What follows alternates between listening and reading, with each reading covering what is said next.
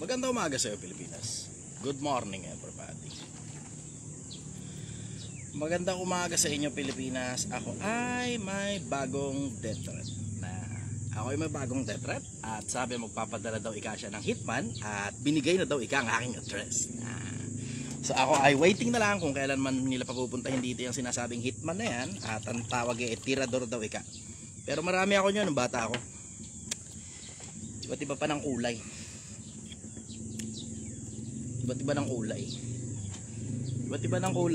Iba't iba ng elasticity, at saka iba't iba ng klase ng kahoy na. Good morning, everybody. Set up ko lang muna sandali ang YouTube. Magandang umaga sa inyo lahat. Ako ay magla-live na rin sa YouTube. Wek lang. Okay, pupunasan lang natin sandali. Okay, maayos na. Okay, morning everybody. Good morning. Grabe, medyo aliyata yung suot ko. Nag-long sleeves ako. Ang init. Walang yan. Mainit. Magandang umaga sa inyo, Pilipinas. Arbor ng kape, binigay na nga lang sa akin, kukunin nyo pa, pambira naman kayo. Wala na nga masyadong maraming bagay na nasa akin, hindi nyo napapansin, damit ko pa ulit-ulit. Wala masyadong maraming bagay na nasa akin. Pag gumagawa ka ng pera, kung hindi naman masyadong mandatory, kailangan iba ng iba yung damit mo, dahil, alam mo yun, hindi ka naman salesman ng kondo, gano'n. At tindero ka lang naman ng sinigang, labas-suot, pwede na yan, para wala masyadong sakit ng ulo, labas-suot. Gano'n kasimple. Pagkatapos suotin, liligo ka, tapos lalaba mo na kagad, tapos sasampay mo na kagad, ganun. Tapos pagkatapos kinabukasan, tuyo na yan, pwede na uli gamitin. Di wala masyadong maraming tambak ng labada. Pag gumagawa tayo ng unang 1 milyon, wala pa tayong karapatang magpa-laundry. Wala pa. Putang gastos yan, maluho yan. Pagka naka 1 milyon ka naman, wala namang problema kahit kumuha ka pa ng katulong, diba? Kabisado mo na yung sistema kung paano gagawa ng pera. So may pambayad ka na ngayon ng empleyado para sa pa-laundry mo. Diba? Pero abang nagsisimula ka pa lang, kung hindi naman masyadong mandatory na laging maganda ang suot at hindi naman kailangan ng office attire, labas suot, pwede na yan. Sa umpisa lang naman yan. Sa umpisa, pagtatawanan ka lang nila, labas suot lang yung damit mo. Pero pag lipas ng panahon, puta, tatanungin ka na nila kung paano mo nagawa, na tangin ang dami mong damit, may sasakyan ka pa. Ay, gago na yun. Kabali tuloy ng hawak, sorry. Good morning, everybody. Magandang umaga sa inyo, Pilipinas. Okay, pakishare muna, pakishare. Kung mga gusto umakyat sa live, ano ba yan? Ito yung 4 na square sa may bandang baba. Nandun ngayon yung option para makakit kayo sa live. Tingnan nyo yung bagong post ko. Meron daw ikang hitman. Binigay daw ika ang aking address. Tindi. Mamaya mapakita ko sa inyo. Isasend ko doon sa GC mamaya. Pati yung profile ng tao, send ko na rin doon sa GC. Nakakatawa to. Bilog na bilog siya . Yung ulo niya, bilog na bilog. Wala siyang buhok. Ganon. Pati katawan niya, bilog din. Nakakatawa talaga yun. Pag nagbabanta sa'yo, bilog, no? Yan yung mga tao, alam mo, hindi talaga nakakatakot . Wala talagang, wala silang thorns sa katawan. Mukha silang itlog, ganun. Parang nakakita ka ng itlog na nagbabanta. Mukhang walang magagawa. Nakakatawa talaga yun, sobra. Kaya alam mo yun, isa sa mga dahilan kung ba't hindi talaga ako nagpapataba ng husto . Isa sa mga dahilan ba't hindi ako nagpapataba ng husto. Kasi yung konseptong pagka nagbanta ka, hindi nakakatakot.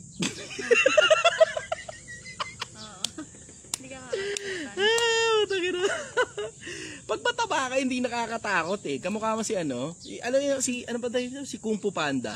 No?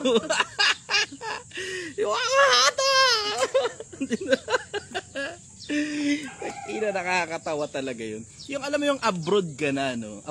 Yung nagbabanta ka sa akin, nasa Calgary, sa Canada. Calgary, Canada. Sabi ko, tangina, nakakatawa yun, puta. Alam mo yun, nag-a-abroad ka na, marami kang pera, mukha namang masaya naman yung marriage life nila kasi puro asawa niya, tapos puro Bible verses pa yung pinagpo-post niya sa sarili niyang profile. Tapos nagbabanta ka ng pagpatay, tangina, mura lang daw ang buhay. Sabi ko, banat mura lang daw ang buhay. Minsan naaawa ako sa mga ganong klase ng tao, pero natatawa rin ako sa katangahan nila at the same time .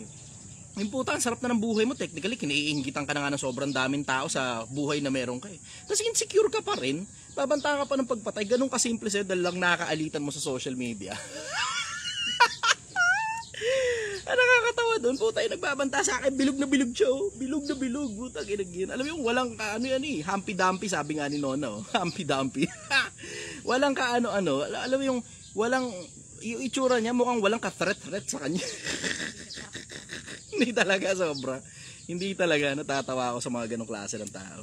Tapos yung hitman daw ika niya, nakakadalawang labas-pasok daw ika sa ano tawag ito? Sa, anong katabi ng Paranaque? Las Piñas City Jail daw ika, Las Piñas City Jail. BNG daw ika, BNG. Taka na binigay mo yung buong profile ng hitman mo. Bobong puta.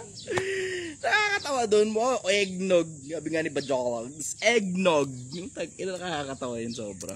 Natatawa talaga ako kapag nagbabanta, matabang tao eh, no? Hindi nakakatakot. Yung ganung pakiramdam, hindi nakakatakot. Tapos yung itsura niya, mukhang maamong-maamo pa. Hindi talaga yung nakakatawa ron eh.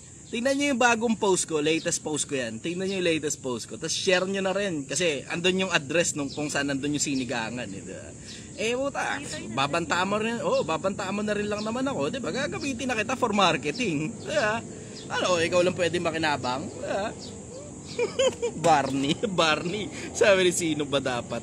Loko mo, Barney. Anyway, sige, may mga gusto na umakit sa live. Isa-isa na natin to. Sean Cheese pa. Okay, pagsilbihan mo natin mga kapataan natin, mamaya na muna yung kaligayahan. Naging kaligayahan ko tuloy nagbabanta sa akin. Sean Cheese pa. Good morning, brother. Taga saan ka? Cavite, bro. Cavite. Okay. Ano tanong mo, brother? Ayun nga kasi first time ko hindi first time, pero ito yung parang first time na magre-release ako ng business. Nakapag-gano'n ako, pero mga normally shirts eh. So, parang sa branding ko, mabilis yun. Pero ito, parang experiment type ko eh. Wait lang ako. So, ano yung mga common i-expect? Parang, baka ano yung mga i-expect kong mga negative side. Kasi Puta talaga. Brad, may empleyado ka? Siguro isa. Yun yung sa isang empleyado mo, madalas sira ulo. Totoo, yun ang mga common yun. Yung pinakamalaki sakit ng ulo, Brad, diretso, empleyado. Isa sa pinakamalaki sakit ng ulo mo, empleyado. Bukod pa yan dun sa walang gustong bumili ng produkto mo o serbisyo mo. Bukod pa yan dun sa magastos ka na ng sobra na kaysa dun sa estimated budget mo, tapos hindi pa rin maalagwa. Yan ang pinaka-common. Yan ang mga pinaka-common. Pero ang pinakamasakit talaga sa ulo sa lahat ng yan, tao.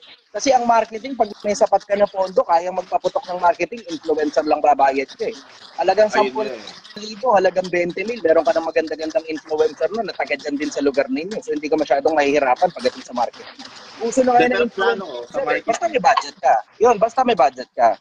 Pero ang pinakamalaking sakit ng ulo na hindi mo matatapalan ng pera, yung brother, yung tao, masakit sa ulo. Diretso. Ayun yan. Tao talaga, tangina bro, diretsahan talaga. Yung tao, tangina talaga. Diretsahan talaga. Masakit sa ulo, kailangan talaga. Alam mo, ang suggestion ko dyan, tulad din ang suggestion ni Gary Vaynerchuk, fire fast, fire faster. Pabilisan ng pagtanggap. Tapos pag alam mo hindi para sa'yo, pakawalan mo na kagad. Hindi na importante kung sila yung umalis o ikaw yung nagpaalis sa kanila. Basta pag alam mong hindi lapat, paalisin mo na kagad. In-raining mo, hindi matuto. Hindi yung dahilan kung bakit hindi matuto dahil mahina ang ulo. Kundi ang dahilan kung bakit hindi matuto kasi dunong-dunungan. Ay, naku po, talaglag mo na kagad yun. Hindi ba may attitude problem, pinaka-common dyan. May attitude problem. Isama mo pa yung ninanakawang ka. Isama mo pa yung meron kang binigay na instruction, iba ang ginagawa kasi pakiramdam niya mas magaling siya kaysa sa'yo. Common yan, brother. Hindi ba advisable na tropa ako? Naku po, tangina. Pag kumuha ka ng tropa, sakit sa ulo ko, Brad. Puta, too much familiarity yan, brother. Oh, gets. So Too maganda much familiarity yan. Laging ang mangyayari dyan, kukupaling ka ng tropa mo. Ikaw na may-ari, kukupaling ka ng tropa mo. Tapos sasabihin mo kupal siya naman sasamaan loob sa'yo kasi pakiramdam niya, ikaw yung kupal, hindi siya. Okay, maganda. Thank you, bro. No problem, brother. Follow-up question. Actually, wala pa dahil nga first time pala. Ito na lang pala kasi business partners kami ng friend ko eh. Tingin mo, healthy yun? Diretso, pag first time mo magne-negosyo, wag kang business partner. Diretsahan. Kahit pangalawa, pangatlong beses. Pagka may malaki kang negosyo, tapos isang grupo kayo ng mga negosyante, naglalaro na lang kayo ng pera, yan pwede ka mag-business partner. Kasi wala ka nang pakialam kung malugi man yung negosyo o hindi. Pero pag gagawin mo bread and butter, tapos unang negosyo pa yan, puta ka na, lalagapak ka dyan, brad. Lalagapak ka talaga dyan. Expect mo na yun, brother. Pagka kumuha ka ng business partner, tapos dalawa pa kayong walang malay sa pagnegosyo, putang ina, mag-aaway lang kayong dalawa dyan. Sobrang common yan. Ako, ang suggestion ko, andyan ka na rin lang naman, business partner na rin lang naman yan, kunin mo na lahat ng makukuha mo. Kasi ang diretsahang mangyayari dyan, ang laki ng porsyento, babagsak kayong dalawa, tapos magiging magkaaway kayo pagkatapos nun. Kunin mo lahat ng karunungan na makukuha mo. Kasi baka yung pera, hindi mo na mabalik. Yung pwesto o yung mga gamit, baka hindi mo rin makuha. Kasi kadalasan, greedy ang business partner. Yun ang pinaka-common, tapos mag-aaway kayo niyan. Lahat ng karunungan na makukuha mo, kunin mo na. Para yung susunod na subok mo, solo ka na, hindi mo kailangan ng business partner. O mo yun? Salamat. Sobrang ka na dun. Magandang insight. No problem. Yun lang. Thank you. Follow-up question. Wala na. Asap na ako. Manonood muna ako. Sige, brother. Bye-bye. Paano ba? Jelvic Gerald Villaluz.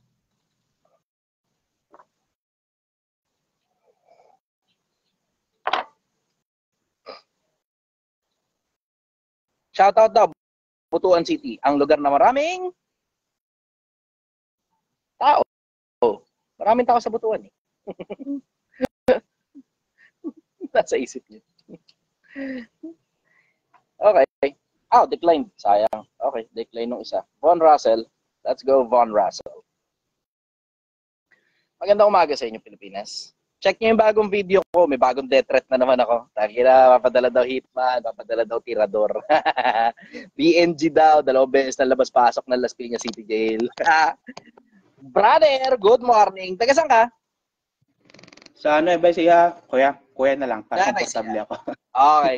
Yeah. Taga saan ka? Sa, OFW. Macau. Nasa abroad ka ngayon? Okay. Ano tanong mo, brother? Ano kuya, kunin ko lang yung konsepto mo nung sinabi ni Solomon na walang kabuluhan ang lahat. Although sinabi na rin naman niya doon na nandoon na kung bakit niya nasabi yon. Baka sa mas malalim na pananaw o mas mababaw kung paano mo siya ipapaliwanag ngayon sa henerasyon ngayon. Wala namang diretso. Wala namang pinagkaiba yan sa henerasyon. Overall, lahat ng bagay, wala naman talagang kabuluhan eh. Bubuksan mo yung ilaw, mamamatay uli mamaya. Magugutom ka, maya-mayang konti, kakain ka, maya-mayang konti, gutom ka na naman. Mag-aanak ka, yung anak mo, palalakihin mo, tapos, baka sumunod sa'yo, baka hindi, pero mamamatay ka, mamamatay din yung anak mo. Overall, wala naman talagang kabuluhan lahat ng bagay. Yung dami ng pera mo ngayon, bukas hindi na sa'yo yan. Maaaring sa anak mo na yan pagkabatay mo, o magkamali ka, mawawala rin sa'yo yan. Lahat ng kinakamal na pera ng lahat ng mga tao, nawawala din sa kanila paglipas ng panahon. It may last you a few generations, pero wala pa namang kayamanan na tumagal na 100 henerasyon.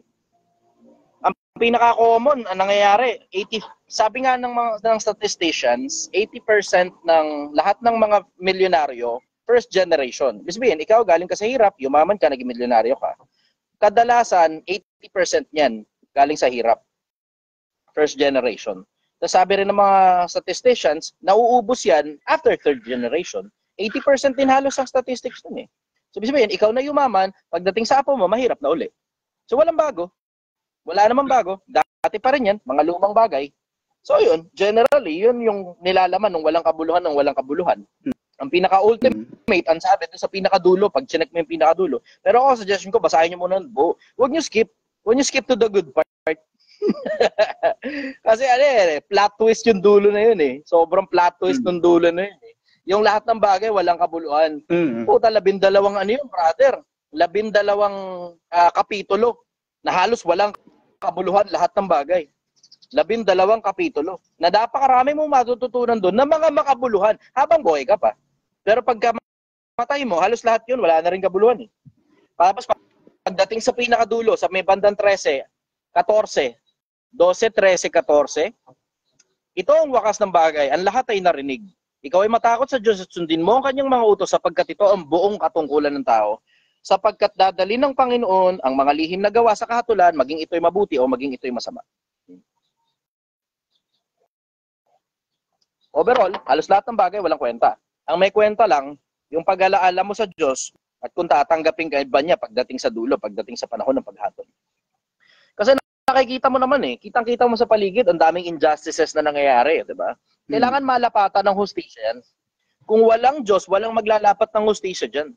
Pero kung may Diyos, siya nang bahala ron pagdating sa dulo. Ang daming injustices na nangyayari. Eh, tinan mo, katulad lang nung nagde-death threat sa akin, di ba? Without any context, dahil naingayan ka lang sa akin, binabantaan mo ako ngayon ng pagpatay. Di ba? Dahil lang naingayan siya, yun lang ang dahilan niya. Wala na siyang ibang dahilan. Hindi ko kilala personal, wala kaming alitan, nainis lang siya sa akin, tapos ngayon binabantaan ako at papapatay daw ako. Eh, tinan mo, kita mo namang injustice yan, di ba? Ang gusto ko lang makatulong sa mga tao Walang konteksto tong putang inan to kung sino ako Wala rin siyang konteksto, hindi naman ako kumikita sa social media. Pero okay lang, hayaan mo na. Kasi at the end of the day, lahat naman ng tao mamamatay. Ako, personal, I want to choose my fate if possible. Kung makakapili ako ng kamatayan, ang gusto kong kamatayan, napatay ako. Versus yung namatay ka sa diabetes, tapos putol ang daliri sa paa. Tapos putol ang paa. Tapos putol ang binti. Pag tapos mong putol ang binti, o putol ang tuhod, ano pa puputulin mo? Wala ka na ibang puputulin dun Di ba? Hindi ko gusto yung gano'n. Hirap na hirap Hindi masaya yun. Hindi ko rin gusto yung konsepto na naging kalat ako sa kalsada. Kasama na lang ako sa statistics dun. Wala kang kwento, wala kang, alam mo yun, wala kang istorya na maipagmamalaki man lang ng kahit na sino. Diba? Ang gusto kong istorya ng buhay ko, yung konsepto na nakatulong ako sa sobrang daming tao para maging maayos yung buhay nila, magkaroon sila ng pera, yung mga anak nila napapakain nila na maayos, nakakapag-aral lang maayos, tapos ultimately dahil nakakaalala sila sa Diyos, matatanggap din sila ng Diyos sa kabilang buhay. Kung sino man yung totoong Diyos sa kabilang buhay na yun. Yun ang gusto kong kwento. Tapos ultimately, napatay ako. Yun ang pinaka-ultimate na gusto ko talagang pangarap ko talaga. Kung maaari, syempre, hindi naman tayo magtatakda nun. Pero kung ako makakahiling, gusto ko sana yung ganung napatay ako. Kasi yun yung magpapalakas dun sa konsepto na itinuro mo sa mga tao Yung konsepto na may gumagawa ka ng mabuti, tas merong gumawa ng masama sa'yo, tas pinatay ka. Walang mas ultimate dun, brother. Yung konsepto na gumagawa ka ng mabuti sa paningin ng Diyos at sa paningin ng tao, tapos ultimately, ginawan ka pa ng masama ng mga tao. Yun yung magpapa-immortalize sa image mo na oo, you may say na hindi naman habang buhay ang pagiging immortal mo sa paningin ng mga tao. Pero at least mga 2-3 generation, okay na yun. 2-3 generation. Biro mo, dami mong napatingo sa mga videos na ginawa mo. Ganon yung konsepto ito yung video na to. Itong video na to. Sigurado, itong live na to. Kung sakali mapapatay ako dito, kakalat to. Imposible hindi. Mga siguro 3 buwan, ganon. Ako lang ang laman ng Facebook ninyo. 3 buwan, ako lang ang laman ng TikTok ninyo, tapos chachapin ng mga tao yan, tapos lalagyan ng mga tugtog na malulungkot, ganun. So magiging impactful ngayon yung konsepto ko sa social media. Magiging impactful din yun sa mga buhay ng mga tao. Pero ultimately, wala naman talagang konsepto na, walang hanggan sa mga bagay na mortal. Kasi tinan mo, lahat ng mga nauna, yung Egyptian Empire, yung gumawa ng mga pyramids, wala na, patay na silang lahat ngayon Hindi na nga magkaintindihan sino ba talaga gumawa niyang Sphinx na yan Na oo, meron sinasabi ang official record kung sino ba talaga yung hari o yung Pharaoh na nagpagawa ng Sphinx. Pero meron din conspiracy theory na mas matanda pa daw yan dun sa Pharaoh na nagpabago ng itsura niyan. Kasi mukhang pinabago na yung itsura ng Sphinx Hindi ganyan yung itsura niyan dati At sabi nila, allegedly, mahaba daw yung nguso niyan at pusa daw ikaya, parang ganun. Tapos eventually, parang dinutdut daw ng bahagya, tapos ginawang tao raw yung ikayang mukha. Ganun Diba? Pero ultimately, hindi na magkaintindihan. Ano ba talaga yung Sphinx na yan ever since Ngayon, ang masasabi ko lang, sa lahat ng mga tao, kahit gaano pa katikas yung nagawa mo sa mahabang panahon, ang maaalala lang sa'yo ng mga tao nun sa madalas na pagkakataon, yung pangalan mo, tapos ilang piraso lang ng mga bagay na nagawa mo. Ilang piraso. Katulad halimbawa ni Rizal, yung konsepto na sino si Rizal. Sa isang ordinaryong taong bayan, pag tinanong mo sino si Rizal, ang maaalala, no limitangere, el filibusterismo, at saka 26 languages, tapos bawat isang language may isang babae siya ron. So lumalabas, babaero pala siya. Diba? Yun lang na madalas na naaalala mo tungkol kay Rizal Lumaban sa Kastila, diba? Napatay sa kung saan man siya napatay, sa likod, ganun, binaril. Pero other than that, wala na masyadong pagkakakilanlan kung sino ba talaga yung pambansang bayani natin sa mga ordinaryong taong bayan If you ask the teachers, if you ask the professors, if you ask historians, alam nila kung sino si Rizal. Kumpleto detalye. Ang problema nga lang, dahil ordinaryong taong bayan tayo, dahil because of bills and because of the things that we should do in this life, hindi na rin masyadong importante kung sino pa yung mga bayani para sa ating mga ordinaryong taong bayan sa panahon ngayon. Yun yung nakakalungkot, nakakalimot tayo. Pero if we will only remember those things that have happened in the past, kasi ganun ang sabi ng ganun ang sabi ni Solomon ang nangyari sa nagdaan ay nangyari na. At ang mangyayari pa ay nangyari na rin at walang bagong bagay, ngunit hinahanap ng Panginoon ang nakaraan na. Kaya tingnan mo, ang Diyos nga hinahanap yung nakaraan na diba? Hinahanap niya yung mga dating mga tao na sumusunod sa Kanya, hinahanap niya yung katulad ni Abel na nagtapat hanggang sa dulo, na hanggang kamatayan, yung mga katulad ni Abraham, yung mga katulad ni Cristo, at marami pang mga propeta in the past, mga mabubuting tao, sila Jeremias, sila Zacarias, inahanap ng Diyos yun Kanino kaya ulit malalapatan yung katulad ng pattern na meron yung mga naunang tao, yung mga naunang bayani, at saka yung mga naunang mga propeta. Yun ang nakakalungkot sa panahon natin ngayon because of bills, dahil namomroblema tayo sa dami ng mga bagay na pinoproblema natin bilang mga tao. Nakakalimot na tayo doon sa mga pinaka-importanting bagay na hindi naman talaga pera pinaka-importanting bagay. Tignan mo, ito, katulad ito, may tanong dito, ang sabi, Bro Chichester, totoo bang walang copyright re-upload mga videos mo? Oo, wala talagang copyright yung mga videos ko. Lahat ng mga videos ko walang copyright. Hindi ko kinakabitan ng copyright. I have the option para mag-copyright ng mga videos ko. Pero hindi ko nilalagyan ng copyright. Ang dahilan kasi hindi naman na importante kung ano itsura ko Kahit tanggalin nyo na yung mukha, okay lang. Yung salita na lang, ganun, kakabit nyo, okay lang, matututo pa rin ng mga tao ron. Hindi na importante. Re-upload ninyo kung gusto niyo, sa inyo na yan. Lahat ng in-upload ko sa social media, sa inyo na yan. Enjoy ninyo, hindi yan para pagkakitaan ko kasi alam niyo naman wala namang monetization ng Facebook ko di ba? Stars, ano ba naman yung stars? Wala namang kakwenta-kwenta. Piso-piso lang naman yung bigay-bigay ng mga tao di ba? Pero na-appreciate ko pa rin yun, one way or the other. Pero ang ultimate na goal ko para sa akin, ang pinakamaligaya ako sa lahat, yung mabalitaan ko na maaayos yung mga buhay ninyo. Yung konsepto lang na sumusunod lang kayo sa konsensya ninyo, don't make the same mistakes as I did. Marami akong mga bagay na ginawang labag sa konsensya ko and look at how it ended, di ba? Makikita mo nga, social media, sikat ako. Pero wala akong kadugo na kapamilya ko. Isama mo na rin yung konsepto na marami akong masyadong nagawa na mabigat sa konsensya. Ngayon, I'm trying to clean all the blood in my hands. Kaya katulad nung nagde-death threat na gano'n, minsan panahon, ganyan din ako Pero sa akin, mas maiging tutuhanin mo na lang kaysa di ba? So waiting ako ngayon. Hoping, sana talaga, sana siya na lang yung gumawa ng trabaho o kung sino man yung hitman na sinasabi niya. Para at least ultimately, ang pinakakaduluduluhan, nakarating ako sa kabilang buhay kasi ipinapatay ako sa paggawa ng kabutihan. Yun ang masasabi ko rin, brother. Follow-up question. Wala naman ako yan. Tinanong ko lang yun.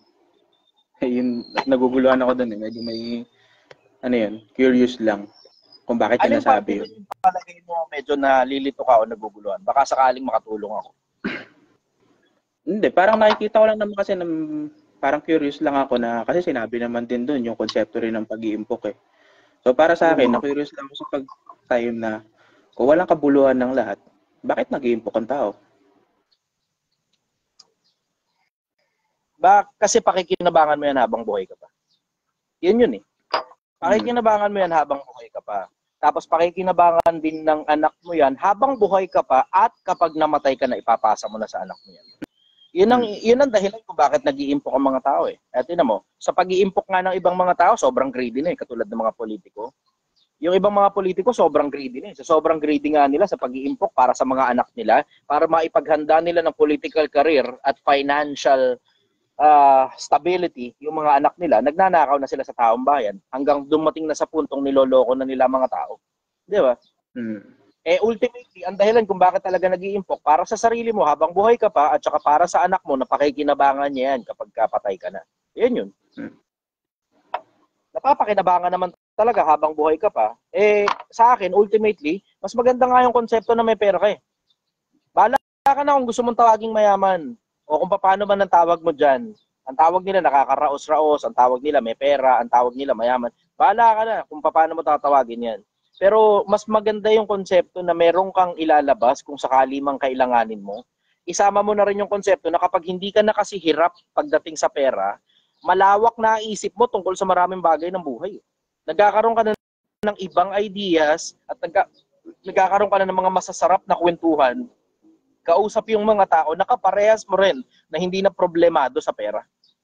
Kasi tinan mo, pansinin mo, yung kwentuhan sa ilalim ng mga taong hirap sa pera, common, leisure, entertainment, sobrang common. Sobrang common entertainment. Hirap sa pera. Sama mo na rin yung konsepto na paninisi kung bakit hirap ba sila sa pera, dahil sa magulang, o dahil sa kapatid na ginawa silang breadwinner, isama mo na rin pati gobyerno, sinisisi nila, kasalanan daw ng gobyerno, bakit sila mahirap. Ultimately, ano yan kumbaga, waste thoughts, mga sayang na mga isipin, na mga walang kakwenta-kwenta. So yun, ultimately, ang masasabi ko ron, overall, yung konsepto ng pag-iimpok, mapapakinabangan mo siya hindi lang dito sa buhay na to, pati sa kabila. Idagdag mo na rin yung konsepto na kapag nakapag-impok ka kasi ng marami at hindi na puro pera na lang ang nasa isip mo, malayo ang mararating ng imagination mo at kaisipan mo. Hindi ka na nakakahon dun sa konseptong ang tawag nila survival. Ngayon, mas malawak na ngayon dahil ito yung kahon na ginagalawan mo, hirap na hirap ka, pera, lahat ng bagay, pera. Pagka nakawala ka na sa konsepto ng pera, parang nabuksan sa'yo isang malaking bintana o isang malaking pinto ng karunungan na hindi ka na ngayon hirap sa pera, pumapasok sa'yo pera, tuloy-tuloy, basta ginagawa mo lang ang kailangan mong gawin sa sandaling panahon, tapos yung isip mo ngayon, lumilipad na ngayon sa ibang mga bagay na mas importante pa kaysa sa pera. Ideologies na ngayon ang importante sa'yo, hindi puro pera. Po mo yun? Follow-up question, brother. Wala, yun lang naman kuya, kasi pagka binasa mo yung kawikaan, hindi mo naman maiintindihan yun ng 2 beses mong babasahin, 3 beses mong babasahin So kailangan ko na may pagkatanungan lang din. Sa dami ng kawikaan, ilang beses lang din, ilang kon nun, may 13 pa nga kawikaan na hindi mo maiintindihan agad. Tapos may mga sinasabi dun na halos nangyayari naman sa tunay na buhay pero hindi mo makukuha yung talagang konsepto. So may isang bagay lang na curious ako. Pagka binasa mo, medyo nakakaano din Alam mo yun, kuya, sa sobrang dami ng karunungan, medyo, syempre, kailangan mo rin ilabas, kailangan mo rin itanong. Understood. Yung ibang mga bagay doon, kumbaga, things to ponder on in relation na sa cultural differences. Kasi you have to put it to context. Yung Biblia na yan, hindi naman isinulat sa Pilipinas yan. So yung cultural differences, medyo malaki. Maintindihan mo na kailangan maintindihan mo kung paano tumatakbo ang buhay sa Israel kasi hindi naman yan dito sa Pilipinas isinulat, hindi rin yan sa panahon natin isinulat. So yung mga yan, timeless yan. Pero may mga bagay dyan very specific sa Israel. Yung mga kultura ng Israel, ganun, tulad ng paghahain noon sa unang panahon at maraming iba't iba pang mga kautusan at saka mga kahatulan, isama mo na rin pati mga palatuntunan noong unang panahon. So just put that into context na may mga bagay na hindi ka naintindihan, ang isa sa mga dahilan kung bakit hindi mo naintindihan, hindi dahil magulo Biblia o dahil alam mo yun, bla bla o mahina ulo mo, hindi ganoon. Pero isa sa mga dahilan kung bakit hindi mo naintindihan yung ibang mga bagay kasi because of cultural differences. Magkaiba ang kultura ng Pilipinas at saka ng Israel, magkaiba rin yung timeline kung kailan isinulat yan kumpara sa timeline natin ngayon. Hindi yan ngayon isinulat. Sinulat yan 2,000 taon mahigit na ang nakakaraan. Lalo na yung yung Ecclesiastes. Lampas 2,000 taon na yan Somewhere around sa pagitan ng 2,500 to 2,300 years bago si Kristo dumata mula sa panahon natin ngayon pabalik. Yan. Follow-up question, brother. Yan lang naman kuya. So sobrang lang sa akin. Lalo na napakasarap intindihin ng kawikaan, sobrang daming karunungan na ibibigay sa iyo. Ultimo sa babaeng mapaglinlang sa pintuan ng babaeng alam mo yun, kuya? Sobrang dami. Kaya sarap niya intindihin. Makakakuha ka rin ng karunungan dun sa mga babaero, makakakuha ka ng karunungan dun. Sabi, mag-ingat ka sa masamang babae kasi ang laman mo'y matutunaw. O ngayon, tignan mo, 500% ang itinaas ng HIV rate natin dito sa Pilipinas. Ang isa sa mga pinakamalalaking factor diyan, yung LGBT, isama mo na rin pati Gen Z, mga mapupusok pare-parehas Ayun. Tama naman ang sabi ng Biblia Ingat ka sa mga masasamang babae kasi matutunaw ang laman mo. Ayun, 500% ngayon na itinaas ng natin, ng HIV rate natin sa Pilipinas. ultimately, maganda talaga yung sinasabi ni Solomon tungkol sa pagkuha ng babae. Bahay at makayaman ay minamana sa mga magulang, ngunit ang mabait na asawa galing sa Panginoon. Eh may mga tao kasi, lalaki lalo, kumukuha ng mga babae, na yung mga babae pakarat sa social media. Labas-labas ng suso, labas-labas ng puke, singit, tuwad-tuwad, tapos PPM-PM mo lang, makakabayad ka na sa kanila. Diba? Eh may mga ganun eh. O ngayon, you suffer the consequence of your actions. Ultimately, magkakaproblema ka talaga dyan. Pag natsambahan mo, may tulo. Yung iba pa naman, puta, ang mahirap nun, asymptomatic. Wala kang sintomas na nararamdaman. Tapos malalaman mo na lang, puta, may AIDS ka na pala. Wala po question, brother. Yola, brother. Magandang umaga. Okay, good morning. Maraming salamat. Thank you very much, brother. Okay.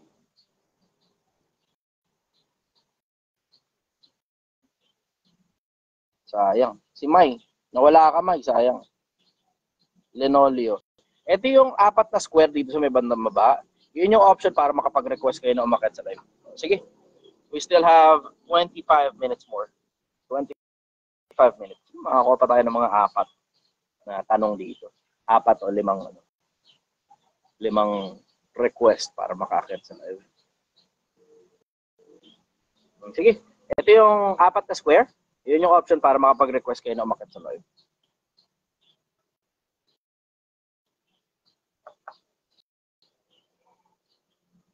Tagal ni brother umakyat eh. Waiting tayo na makaakyat si brother sa live. Ang sarap ng panahon ngayon, ano? Isipin mo yung ganitong panahon na. Puta, yung konsepto na, ano, makakapag-live ka, kahit kailan mo gusto. Basta meron ka lang internet at saka cellphone, makakapag-live ka na. Boss, pwede ba mag-request dito sa YouTube? Wala ritong option para mag-akit ng tao sa live eh. Yun ang problema natin dito sa YouTube eh. Walang option para mag-akit ng tao sa live. Wala, meron lang dito, start a poll at saka Q&A lang. Pero other than that, walang option para makapag-akit ng tao sa live. Dito sa Facebook, yung option para makapag-akit ng tao sa live. Yung nandito sa Facebook, pwede kayo lumipat sa YouTube kasi mas malinaw sa YouTube eh. Eh yung itsura ko sa YouTube, lahat ng mga puta kaliit-liitang mga duting ko sa mukha, kitang-kitang ito eh. Pero sa Facebook, di masyado eh. Okay, ito yung 4 na square, andyan yung option para makapag-request kayo na umakyat sa live. Kuha mo na ako ng ano, sapa. Sarap ng buhay. FB pala yan. Kala ko dito sa YouTube. Oh, live naman tayo rito sa YouTube. Yun nga lang, walang option na makapag-akit ng tao rito sa live sa YouTube. Yun ang trouble natin. Ang problema ko naman sa Facebook, lagi na lang may problema yung pag-akit ng tao sa Facebook. Eh, gawa nila akong bagong TikTok ulit. Nakakalimutan ko nitong mga nakaraan kasi napapasarap yung ano ko eh. Napapasarap yung kwentuhan kong kausap yung mga customer eh. Kapag wala ako masyadong update, yun yung nangyayari. So ipagpatawad nyo na. Pag wala kayo masyadong nakitang update sa akin tungkol sa Project 1M, ang nangyayari, gumising ako, nag-CR ako, nag-scroll ako, pumunta ako dito sa Project 1M, pagdating ko dito, meron na kagad makakakwentuhan. alam niyo naman, hilig ko yan eh, makipagkwentuhan sa mga tao eh. Yan isa sa mga bisyo ko talaga na nag-e-enjoy talaga ako. Yung nakikipagkwentuhan ako sa mga customer dito. Sabi ko, swerte eh, no? Alam mo, as much as hindi ko gusto itong konsepto ng Project 1M na luto-luto, hindi ko talaga gusto yun eh. Alam niyo naman yun. Hindi gusto yung konsepto ng luto-luto eh. Pero, ultimately, isa sa mga bagay na na-enjoy ko, yung konsepto na, ano, na kahit hindi ko gusto yung luto-luto, ang gusto ko, kwentuhan sa mga tao, pumupunta kayo rito eh. So, di ba, win-win situation. Na susurvive yung Project 1M, tapos nakukuha ko yung gusto ko. Kahit hindi ko gustong magluto. Ang gusto ko, makipagkwentuhan sa mga tao. Siguro, yung makukonsider mo na bisyo, if you call it bisyo. Kasi enjoy talaga ako sa ganyan. Kahit magpatamag kwentuhan. Basta may ilalabas kayo. Kasi syempre, di ko rin naman gusto makipagkwentuhan na yung kakwentuhan ko, nakatanghod lang sa akin na ganyan. Tapos pagka, alam mo yun, naglalabas ako ng mga ideya, wala nang maidagdag sa konsepto. Pagka gano'n, syempre, nabuburingan din mo. Tao rin naman ako, diba? Okay, next tayo. Bro Mark. Ito yung 4 na square. Yun yung option para mag-request na umakyat sa live. May problema na naman yata yung Facebook. Good morning, brother. Taga saan ka?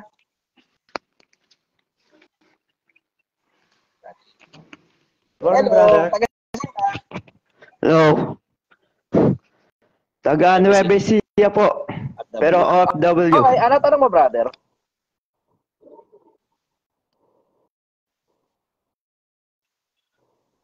Ang tanong ko po, brother. Ito Mukhang po. sinulat mo ah. Okay, may follow-up question. Nga po, may nasulat na po. Kasi matagal na po din po ako nag-ano eh. Okay lang po ba magtanong ng mga ilang question lang po, brother? Basta kaya sagutin. Sige, sagutin ko yan. Pag hindi kaya, sabihin ko na sa'yo.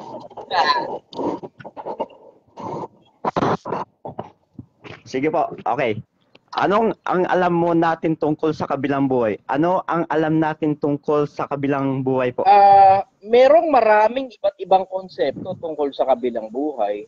Merong nagsasabing ibang dimension daw yan, hindi dito sa dimension na to. May mga nagsasabi naman na merong langit, merong impyerno. Merong nagsasabing 7 daw ang langit, 7th heaven.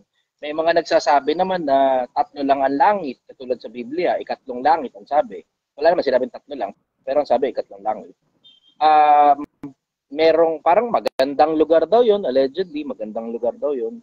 Parang yung langit na yun, tapos yung impyerno naman, parang ang sabi, apoy na hindi namamatay at saka uod na hindi napapatay. Overall, excited na ako makita yun eh. Kung ano man na meron doon. Kasi alam mo ang problema kasi sa mga libro natin, brother, babasa ka Biblia, yung ibang parte doon kakontra ng Quran. Yung ibang parte naman ng Quran, kakontra ng Biblia. Pag binasa mo yung Veda, that's a completely different story. Iba naman yun. Pag binasa mo yung iba pang libro, iba naman yun. Magkakakontra sila sa isa't isa. Pag binasa mo yung libro ng mga Buddhism, at saka Shintoism, iba naman yun. Ang sinasabi, parang paikot-ikot lang tayo rito. Tapos pag binasa mo naman yung galing naman sa mga Vikings, they call it Valhalla. Ano ba? Maraming iba't ibang konsepto tungkol sa, ba't wala ka? Wala na pala ako usap. Anyways, maraming iba't ibang konsepto tungkol sa kabilang buhay. Pero ultimately, ang nakita kong common denominator ng halos lahat ng mga libro, yung konseptong gagawa ka ng mabuti sa kapwa-tao, and you have to actively seek for that. Seek for kindness, seek for goodness. Tapos itatago mo yun, hindi mo ipapakita. Tapos yun ngayon yung magiging kayamanan mo sa kabilang buhay. Yun yung nakita ko. Yun ang pinaka-common eh. Pag gagawa ka mabuti, kung papakita sa tao, pakitang tao lang yan, pangit yan. Hindi tatanggapin yan ng gumawa. Kasi maraming mga tao, mabubuting tao sa paningin ng tao. Pero ang sabi sa Biblia, kayong dinadakila ng mga tao ay karumal-dumal sa paningin ng Panginoon. So ibig sabihin pala, kapag ginagawa mo yung kabutihan sa paningin lang ng mga tao, kadiri pala itsura mo sa paningin ng Diyos. Karumal-dumal eh. Kadalasan yung salitang karumal-dumal ginagamit yun sa mga nakakadiring bagay. Karumal-dumal na pagpatay. At kung ano-ano pa. Parang ang dating nakakadiri eh. Otherwise, ito yung 4 na square. Andyan yung option para makakit kayo sa live. Mukhang may problema yata ang Facebook na naman. Walang umaakit sa live which is sobrang unusual. Tapos wala na rin nadadagdag na bagong comment which is sobrang unusual kasi 100 mahigit yung nanonood. Kulang 200 yung nanonood. So gagawin ko na lang.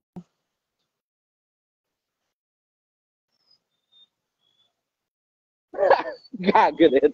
Natawa ko rito. Si Christian Mark Salmorin. Kailan pa tumapang si Boy Abunda para maghamon sa'yo, boss? Yun yata yung nagda-death threat sa akin. Bilog na bilog kasi, tas shaved yung ulo. Anyway, sige. Tayo ng ano. May mga tanong yan dito, sigurado.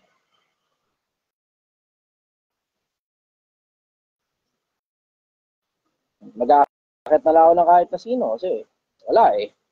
Ayun oh. Good morning, sister. Taga saan ka? Good morning po, Master. Nasa Hong Kong po ako, OFW. Hong Kong. Okay. Kamusta ka? Ano tanong mo, sister? Okay lang po ba? Hindi about sa Bible and ang tanong ko, Master. Alam mo yun, kahit na ano. Sige, go.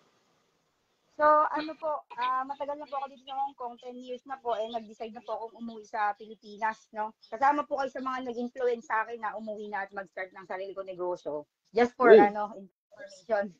Okay. Kumbaga nakita ko po yung ano nyo, nakita ko po tong project 1M nyo. Tapos po, medyo may mga nagpa-follow po kasi sa akin mga OFW dito sa Hong Kong din. Kasi po, nagbibigay po ako ng konting financial advices, financial coaching po sa kanila para mas maging maganda yung savings journey nila. Kasi po dito sa Hong Kong, ito po yung place kung saan malulubog ka sa utang. Boss, talaga lang.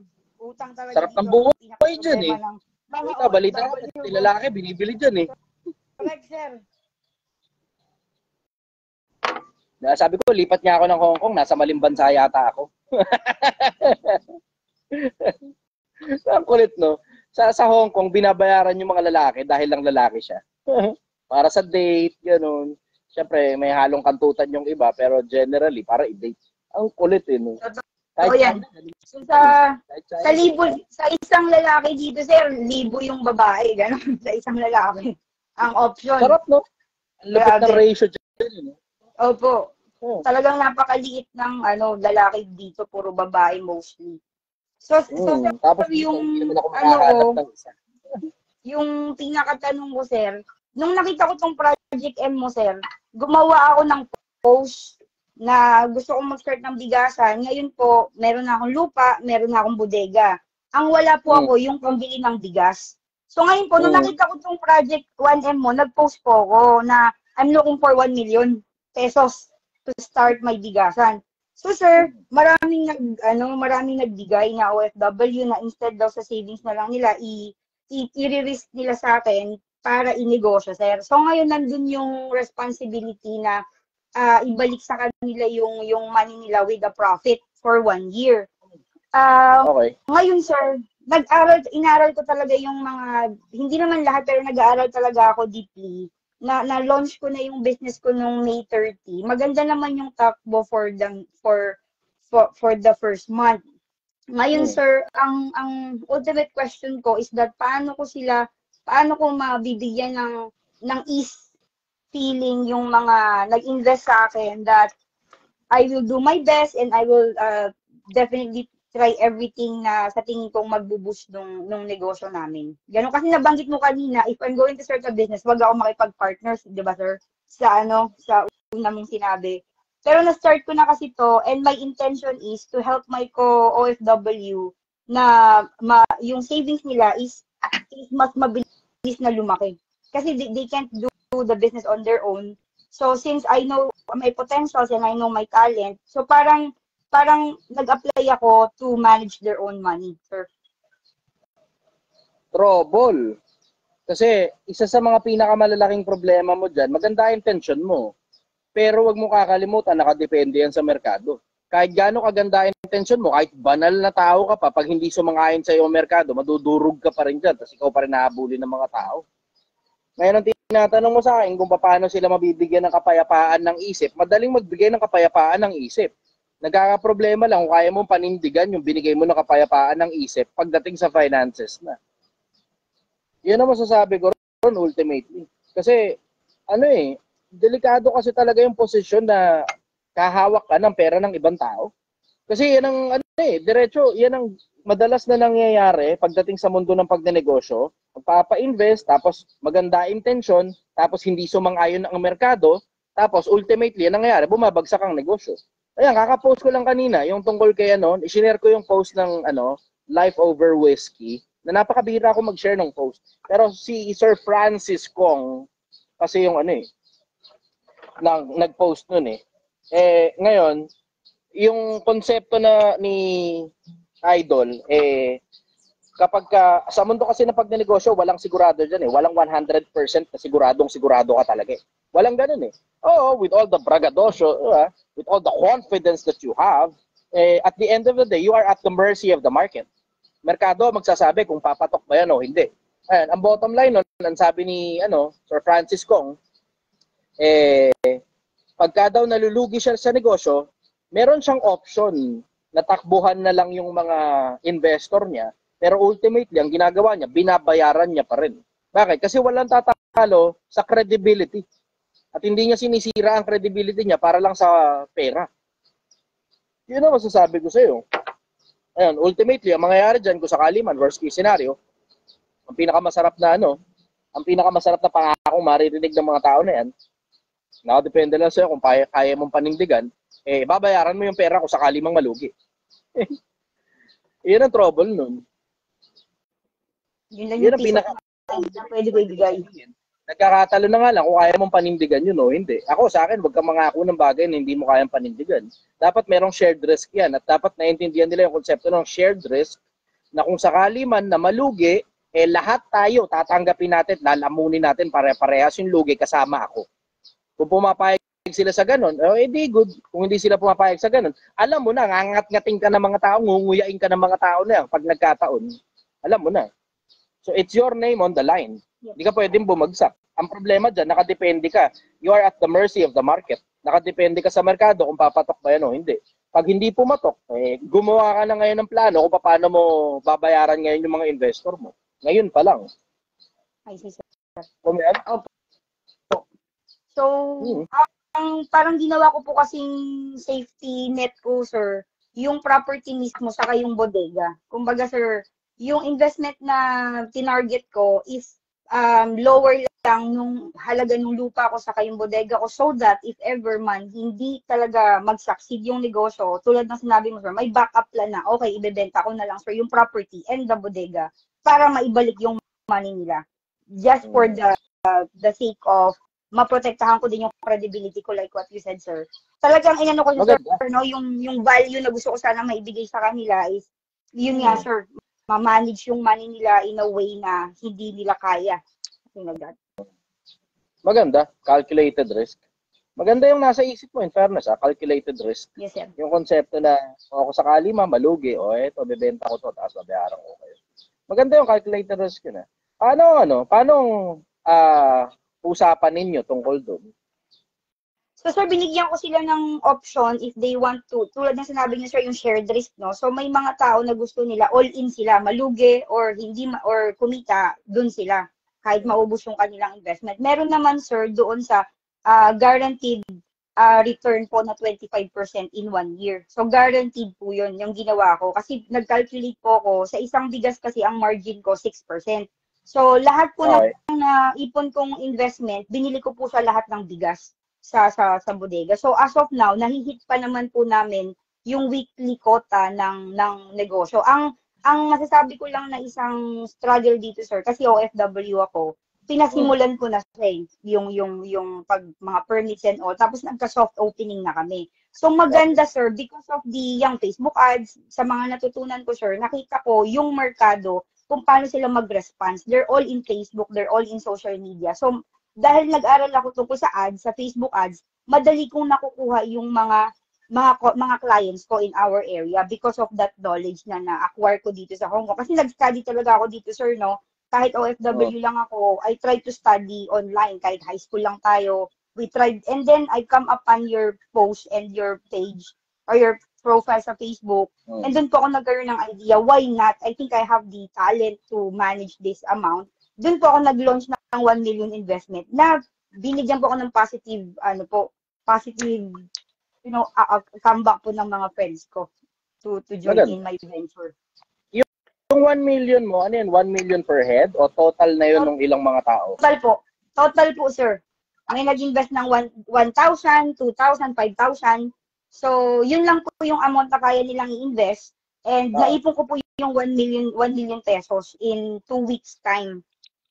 Ganda. Okay. Ayos. Barya-barya lang. So kung sakali magka-problema ka, hindi masyadong maraming tao yung maghahabol sa'yo kasi barya-barya ka lang.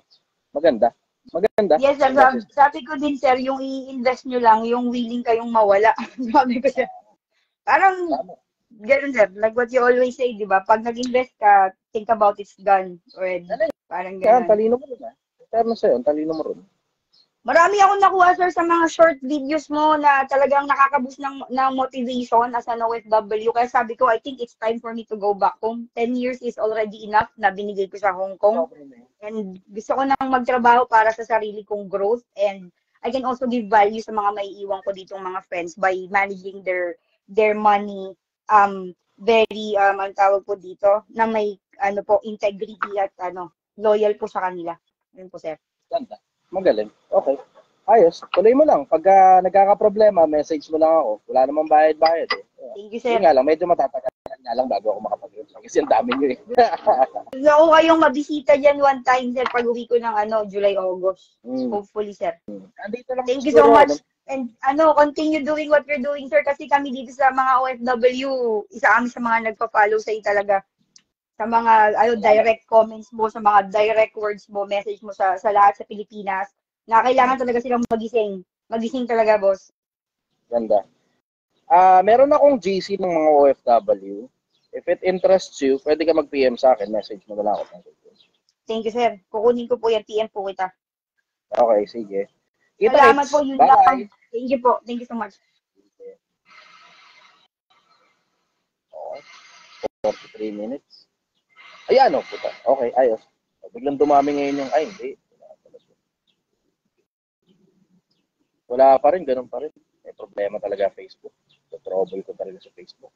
Wala nang umakit. Tingnan si Brother Dami pa lang. Brother, good morning.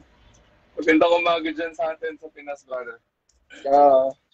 Okay. What do you have for me today? May tanong ka para sa akin? Naalala mo, delay na naman yung video kasi pinapanood ko yung last caller mo. Ito, brother, curious kasi ako dun sa management mo dyan sa sinigang na baka mo. When it comes to your, dun sa mga empleyado mo. Dahil nasa sales din ako nung nakaraang panahon. And meron din kaming program na incentive. So, brother, curious kasi ako dun sa sistema mo ng pagbibigay ng incentive. Nakakatanggap ako ng incentive dati, pero dun sa value niya, dun sa value na naibibigay kong income dun sa aking amo, napakaliit na porsyento lang ng pera ang natatanggap ko over dun sa quota na namimit ko monthly. Tapos ikaw, sa sobrang transparent mo dyan sa Project 1M, curious ako, bakit ganun na lang yung certain amount na ibinibigay mo sa employee mo, samantalang ang quota mo, ang quota na ibinibigay mo sa kanya is ganun na lang. Ngayon, ang question ko, brother, meron bang standard na may standard ba sa pagbibigay ng incentive sa empleyado mo per percentage? Yun, brother, kasi medyo ang standard across the board. Ang standard across mo lang yun. Ang nakita kong standard, wala naman actually saktong standard para dyan. Ang common practice across the board, 1 to 2%. Yun ang pinaka-common. Pero ako, personally, I give as much as 6%. Yung nakita ng 6% yun. Malaki ako magbigay. Pero bumababa yung percentage na yun kapag hindi nila nahigit. Paano nangyayari? First 15,100 pesos. Every 5,000 then after 100 pesos each. So lumalabas, 15,000 pesos, they all get 100 pesos. Tapos 20,000, 200 pesos, 25,300 pesos. Tapos across the board na yun, lahat ng empleyado sabay-sabay nakakuha ng ganun. Para hindi na sumakit yung ulo ko sa calculations pa. Kasi paano mo naman lalagyan ng incentive yung cook? Yeah, paano mo lalagyan ng incentive yung taga-hugas mo dun? Paano lalagyan ng incentive si Francis na kadalasan nakatoka sa bahay at saka ligpit-ligpit? Sa akin, diretso across the board na lang. Lahat nakaasa sa sales. So, ibig sabihin, nasa mga salesman ko, yung pinakamabigat na responsibility. And they understand the responsibility na kapag nakakota sila, makakakuha lahat ng incentive. Ganun yung konsepto. And paano napapababa yung ads nun? Kapag kakatulad na to, ang benchmark ko is 15,000 pesos, 100 pesos, yung makukuha nila. So, ibig sabihin, pag less than 15,000 pesos, yung kinita, ibig sabihin nun, madadagdag na lang yan sa pagbaba ng percentage ng incentive. Wala silang kikitain doon pag less than 15,000 pesos. Ano ba na isang kikitain? Ibig sabihin, incentive. Hindi yan sweldo. Kasi, syempre, obviously, iba yung sweldo. So, tatlo ang pera nila dito. Meron silang sweldo, meron silang incentive, tapos meron din silang tip galing sa mga customer. Tatlo yung perang nakukuha nila. Hindi naman kasi ako madamot. Tsaka, ano yung magagawin ko sa dami ng pera? Puta, meron ako sobra para sa sarili ko, brother. Eh. Sa akin, okay lang, sige. O, kayo rin lang naman trumabaho niyan. O, sige, might as well, makukuha kayo ng malaki. Diba? Ngayon, napapababa yun, brother. Depende na lang kung gaano katumal ang araw. Siyempre, di mo naman ihilingin na sana, hindi sila kumota. Kasi, alam mo yung umiiwas ka sa pagbibigay ng, incentive, pero mababa naman ang benta. So, kung gusto mo pa rin magbigay ng incentive para lumalaki ngayon yung kita kada araw, okay lang na mabawasan yung tubo.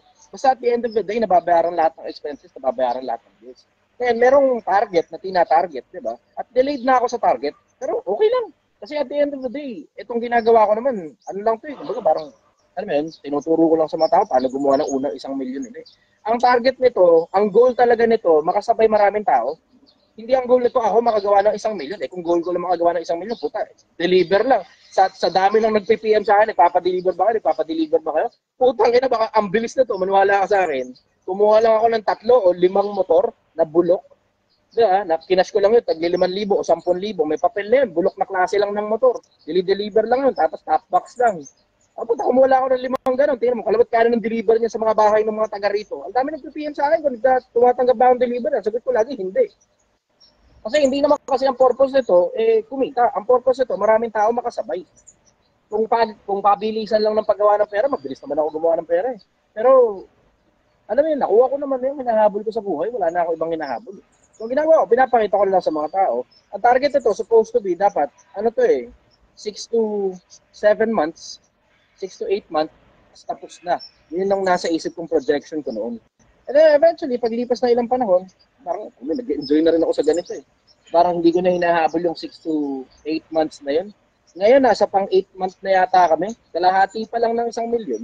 Okay lang, wala naman akong problema kasi maligaya ako rin sa ginagawa ko. Ang sarap-sarap kaya makipagkwentuhan sa mga tao.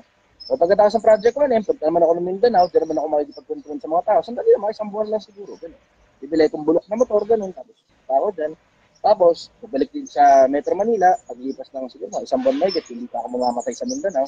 Tapos, bahala na. Basta may papakita ako sa inyo. May paggagamitan niya pera na yan. Hindi yan parang mapupunta lang sa bulsa ko, yung 1 milyon. Hindi. May paggagamitan niya pera na yan. Makakatulong sa sobrang daming tao yan. Isa pa, hindi kasi ako fan ng konsepto ng pamimigay ng pera as a form of charity. Hindi ako fan ng ganun eh. Hindi talaga eh. It's just not my cup of tea. May mga tao, sige, ganyan yung paraan nila ng pag-charity nila, namimigay sila pera. Sila yun. Hindi ako interesado sa ganun. Bakit? Kasi nakita ko yung tundo eh. Nanggaling ako sa tundo eh. May mga tao ron, puto, pinagkukumpulan kami oh. Kasi nagtitinda kami ng agahan. Kukumpulan ngayon, ang daming tao. Oh, may agahan oh. Halaga, agahan. Oh, okay. Sige. Tapos, ano lang dyan? Sabi ko, ako naman, agahan po. Bali, 52. Ay, may bayad. Akala namin, bidding. Akala namin, libre. Pulasan ngayon sila. Ngayon, ang nangyari na lang pala, pag linggo, nakaabang sila sa mga bahay nila, nag-aantay sila ngayon ng libreng pakain. Nag-aantay sila ng libreng pera galing sa kung sino mang politikong nakakampanya. Hindi ko gusto yung ganung konsepto. Ang gusto ko nga, magsumipag yung mga tao. Paano sisibag ang tao kung binibigyan mo ng pera? Bukas, wala namang pera yan. Paano sisibag ang tao kung binibigyan mong pagkain? Tinan mo, bukas gutom na naman yan. Hindi bali sana kung nasa tabing kalsada lang sila nakatira. Kailangan talaga nila yan. Kasi kailangan nilang, alam mo yun, kailangan nila ng pagkain talaga eh. Kung nasa tabing kalsada, pero pag nakatira sa squatters area, may bubong naman sa ibabaw ng ulo yan. Diba? May pagkain yan, sarili nila, galing sa kung kanino man, o sa kanila namin, mismo, pinaganap buhayan, may damit sila sinusuot, may ilaw nga, may tubig nga, kompleto eh. Minsan, makikita mo, lalaki pa ng mga speakers nila sa loob ng bahay. May pera sila. Hindi sila parang nakatulad ng pulubi sa tabing kalsada na nangihinging pera, pangkain, o nangihingi ng pagkain na talaga mismo. Yung mga nasa squatters area, may pera sila, may pan-cellphone pa nga. Pinanonood nga ako ng mga nandun, habang nandun ako tatakbo. Alam mo ito, dumadaan ako, vlogger.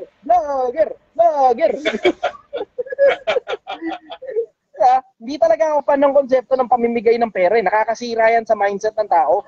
Alam mo, Pilipinas, pakinggan ninyo ako. Yung konsepto ng incentive, mas okay sa akin yun.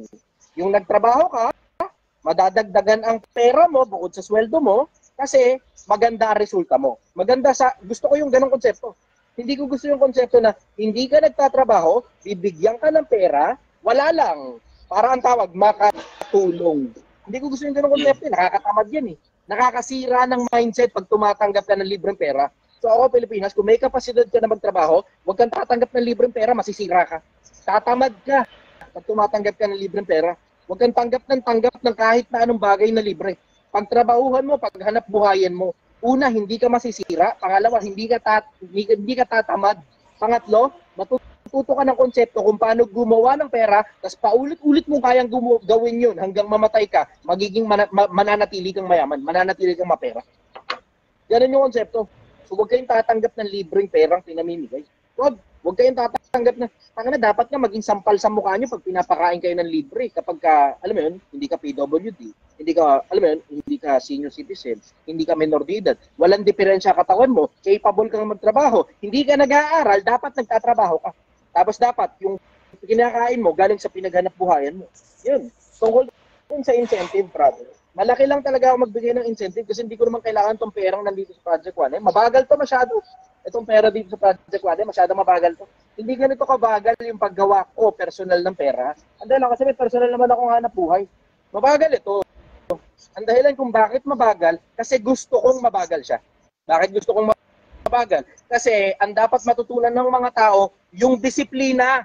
Huwag ninyo skip. Huwag ganyan, parang katulad ng mga iba, parang nagtuturo-turo ng mga putang ng mga semi-seminar, na lahat yan, skipping the process. Huwag nyo skip yung buong proseso. Pag hindi mo in-skip yung buong proseso, bumagsak ka man, kaya mong bumangon pa ulit-ulit. Pag in-skip mo yung proseso, minadali mo yung proseso, sigurado yan, biglang angat ka, biglang bagsak ka rin, tapos tignan natin kung makaahon ka pa. Ang nangyayari dun sa karamihan, dahil the skipping the process, dahil dun sa konsepto na ayaw nila matutunan yung disiplina, nag-i-end up scammer na. Yun nga yung sinasabi ni Sir Francis Kong di ba? Hindi talaga siya fan ng konsepto, nung shortcut. Kahit ako, hindi ako fan ng shortcut. Diretso, hindi talaga ako fan ng shortcut. Di baling mahirapan ako, di baling mapagod ako, makuha ko lang yung disiplina. Ang putang inang pinaka-importante yung disiplina. Pag nakuha mo yung disiplina, sure pare yan, kaya mo magpaulit-ulit. Pero tignan mo, pag hindi mo nakuha yung disiplina, bata ka pa, pagod ka na. Bata ka pa, tinatamad ka na. Bata ka pa, akala mo madali ang buhay, pag nalaman mong mahirap pala ang buhay, mag-aanak ka na lang, tapos alsa-bahala na lang kung ano mangyari sa'yo. Hindi mo makuha yung disiplina Ang dapat kinukuha ninyo sa mga trabaho ninyo, Pilipinas, yung disiplina. Pag nakuha mo yung disiplina, lalaliman mo yung disiplina. Tapos pag nilaliman mo, mahal na ang bayad sa'yo. Yun ang sikreto. At ito mo, itong mga tao ngayon, naiintindihan nila yung konsepto na ang kukunin disiplina. So, kung naiintindihan nila yun, tignan mo, resultado. Bisita kayo rito. Tignan nyo ugali ng mga tao ko. Bisita kayo dito. Tignan nyo yung demeanor ng mga tao ko. Bisita kayo dito, tignan nyo yung disiplina. Maiintindihan ninyo, karabas yung mga empleyado ko. Talagang magagaling talaga sila. Mabibilis kumilos, matataba ang utak. Hindi mga ganyan yan nung nagsimula sa akin dito. Yung iba sa kanila, tulala. Lalo Francis. Tulala natin si Francis nung nagsimula yan dito nagsimula sa si Francis. Ngayon, puta, pambaragan na rin si Francis Yung aking cook dito, dati malamya yan. Ngayon, ang bilis ng kumilos. Yung mga salesman ko dito, dating mga mahiyain nitong mga to, itong mga salesman ko dito, ngayon, harabas na, magagaling, matitikas.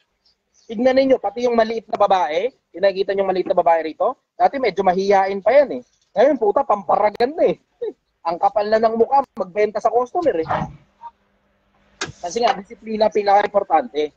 Ang unahin ninyo, kunin ninyo sa mga trabaho ninyo, o sa kahit na anong proseso na ginagawa ninyo, yung disiplina, hindi yung pera. Walang dignidad sa pera na nakuha mo ng mabilisan.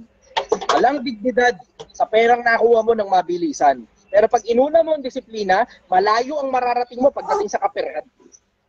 Yun ang masasabi ko ron. Ngayon, tinatanong mo kung magkano ba dapat ay binibigay as incentive. Ang pinaka-common, 1 to 2%. Sobrang common yun. Sa buong industriya, 1 to 2%. Bahala ka na kung sa gross mo kukunin yan o sa net mo kukunin yan, basta 1 to 2% ang pinaka-common. Yung sa akin, malaki lang talaga ako. Kaya nga yung sinasabi ko nga sa social media, ginagawa kong disclaimer na malaki ako magbigay ng incentive kasi naglalaro na lang naman ako sa buhay. Hindi naman ito yung hanap buhay ko. Yung iba, tanga. Tinuturo mo paano gumawa ng 1 milyon. Akala mo, hanap buhay ko magtinda na sila.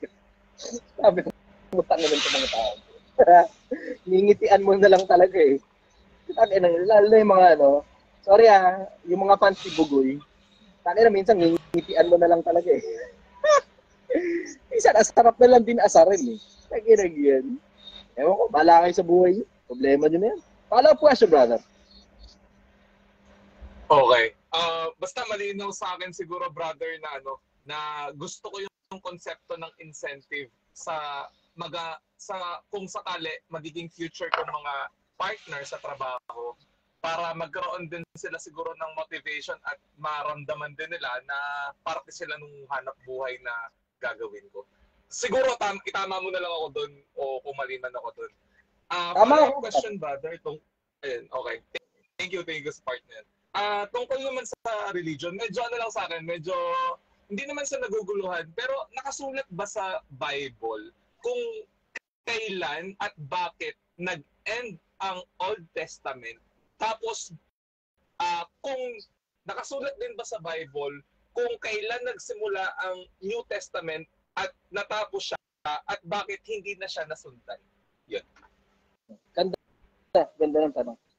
Yung Old Testament, pagsisimula kasi yan ng konsepto ng sangkatauhan. So, kailangan ng mga bagay na may kinalaman sa laman. Yun ang umpisa nun eh. Ang umpisa kasi ng Old Testament, yung konsepto na yung mga bagay na may kinalaman sa laman, yung pinamamahalaan. Kasi yung lumang tipan, isinulat yan sa laman. Yung bagong tipan, isinulat yan sa puso. Yun ang pinagkaiba ng dalawa. Yung lumang tipan, yung bagong tipan ngayon, itong bagong tipan na nakalagay dyan,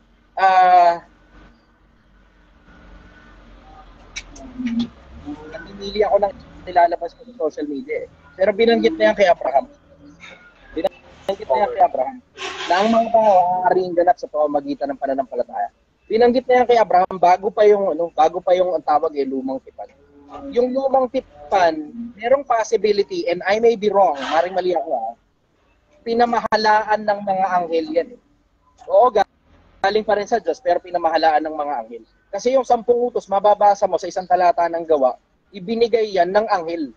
Anghel yung ginamit. So yung kausap ni Moises doon, hindi yun ang Diyos, anghel yun. Doon sa burning bush, anghel yun. Ngayon, that being said, yung lumang tipan, isa sa mga dahilan kung bakit bakit ibinigay sa sangkatauhan yan, kung sa konsepto na ang sangkatauhan bata pa. Kailangan nilang maintindihan kung paano gumamit ng laman. Kailangan nilang maintindihan kung paano gumagana yung laman. Ngayon, pagkatapos nun, tsaka na ngayon pinamamahalaan yung espiritu dun sa bagong tipan. Yung bagong tipan nagsimula mula kay Juan. Yung Juan na pinugutan ng ulo. Doon nagsimula yun. Merong isang talata na sinasabi yan kay Mateo, kung di ako nagkakamali, o kay Lucas. Mula rito ay pinangangaral ng Ebanghelyo. Doon sa kamatayan ni Juan. Tapos, yung tipan na yan, ang tawag, minsan magpakailanman. Doon na ngayon namamahala yung saserdote na hindi namamatay. Yung saserdoting nauna, yung mga saserdoting nauna, napipigilan ng kamatayan eh. Yun yung mga Levita. Pero yung saserdoting susunod, yun na ngayon si Kristo, hindi mapipigilan ng kamatayan kasi immortal yun. So siya pa rin yung nakakapamahala ron. Eh may mga kautusan, yung tipan kasi, may mga kautusan yan, tapos may mga pangako. Yung mga pangako at saka mga kautusan nung nauna, karamihan tungkol sa laman. Pero yung mga pangako at saka mga kautusan ng pangalawa, yun yung bagong tipan, karamihan dyan may kinalaman na sa mga kautusan at saka pangako may kinalaman sa puro espiritu lang. Yun ang pinagkaiba ng dalawa. Yung una, sa laman. Yung pangalawa, sa puso. Sa bato at saka sa puso. Yun yung pinagkaiba. Yung una, isinulat yun sa sa bato. Hindi sa laman, sorry. Sa bato isinulat. Yung pangalawa, isinulat yun sa puso. So, ang pinamamahalaan ng una, mga bagay na panlaman. Yung pinamamahalaan naman ng pangalawa, mga bagay na may kinalaman sa espiritu lang. Yan mo, pagkabinasa mo yung tungkol sa pagbibigay ng tulong sa gawain noon, dati 10% tithes. Sinalitan na yun.